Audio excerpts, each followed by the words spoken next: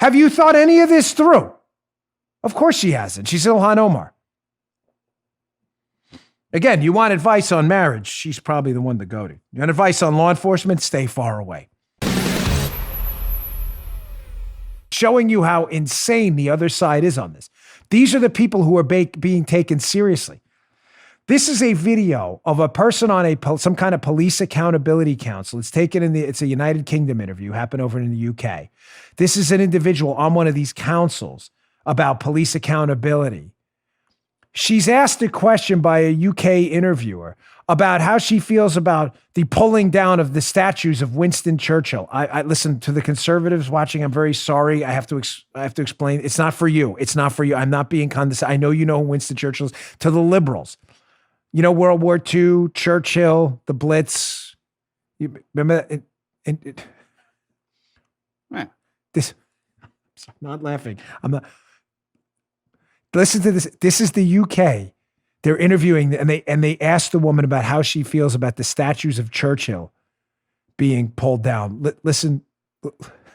Should the statue of Churchill be there or not, do you think?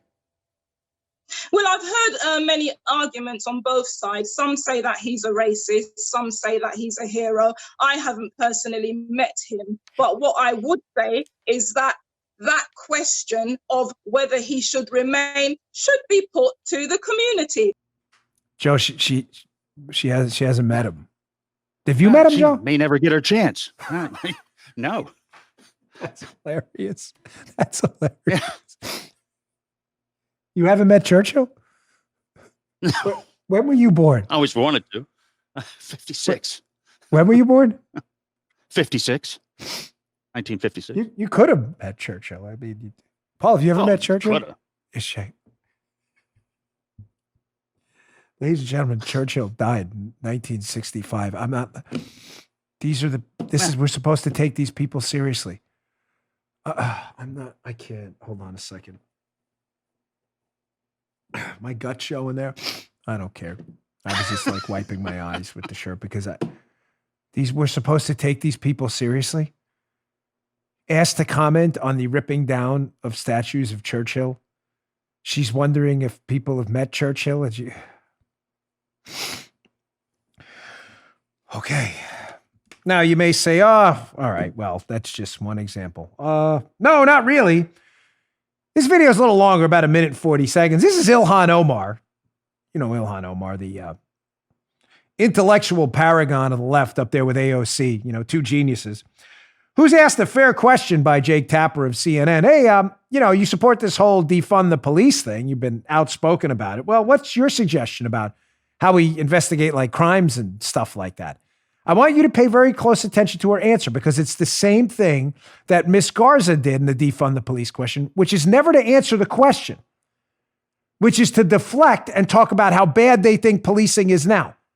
So you think policing's bad now because she says, homicides aren't solved and rape kits are, so you want to abolish it so there's no rape kits and homicides are never investigated. Just to be clear, listen to her answer to show you how full of it the far left is. They have no solution for this. Check this out.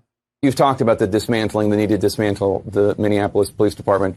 What takes its place? If you could just decree what takes its place, who investigates crimes? Who arrests criminals? What happens? Yeah, so Minneapolis unanimously just voted on a resolution that will engage the community on a 1-year process of what happens as we go through the process of dismantling the department and starting anew.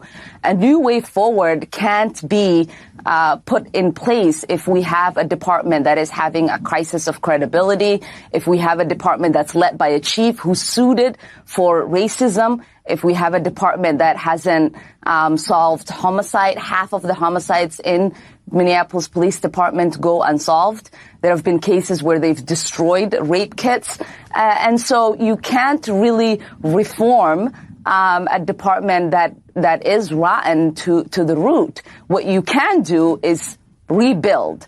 And so this is our opportunity, as a city to come together, have the conversation of what public safety looks like, who enforces the most dangerous crimes that take place in our community. And just like San Francisco did, right now they're moving towards a process where there is a separation of the kind of crimes that solicit the help of, officers and the kind of crimes that we should have someone else respond to.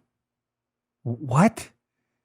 Now, when I was in graduate school studying neuropsychology and behavioral learning, gosh, that sounded so pretentious. Look at me. I was in graduate. I didn't mean it that way. I promise. I swear to you. I hate when people do that.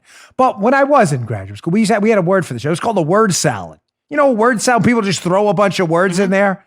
None of it actually makes any sense. So just to be clear, Ilhan Omar, with zero experience in law enforcement, she knows a lot about marriage issues. If you need consulting on marriage, that's the person you want to go to. She knows a lot about that.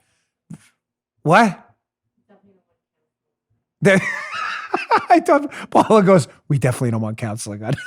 Very funny. You rarely chime in like that ever. I mean, she's your woman on that. So, Joe, she's just saying we have to learn to figure out the difference between crimes that require a police officer and crimes that don't. Which crimes don't? Listen, if I were Jake Tapper, that's the right, Joe. Wouldn't that be a fair question? So, just to be clear, Representative Omar, we're just checking which crimes exactly don't get a police response. Pettit larcenies, car burglaries, what? So there's a guy breaking into your car, you call who? The social worker? Who do you call? Your state delegate? The town commissioner? Who do you call? Who? Local faith leaders? The woman who doesn't know Churchill died in 1965? Who do you call? Which crimes exactly? Is there like an assault continuum? Like someone now can slap you, but if they close their fist, we call the cops. But if they just slap you, it's okay. Backhand's no good. Front hand, okay. If they kick you in the thing down there, that's okay because you'll recover. But if they kick you in the stomach and break it up, then you get a. Do you understand how dumb this is? You may be like, okay, we're clearly bringing some effort to use sarcasm in this because I don't know any other way to handle this at this point. This is so dumb. This is so uninformed, this conversation, that even sensible questions like, no, I'm dead serious. Is an assault 3? The way it works in New York is assault 3 is the lesser assault. Assault 1 is the serious, very serious one. Are assault 3s okay? What about if it's man on woman? What if it's woman on man? Can a woman assault a man, but a man can't assault a woman? I mean, are we rewriting the criminal code too? Who takes out the handcuffs if the woman wants the man arrested? Who arrests them? Oh, we're not being arrested now. So domestic violence is what, a carve out? Have you thought any of this through? Of course she hasn't. She's Ilhan Omar.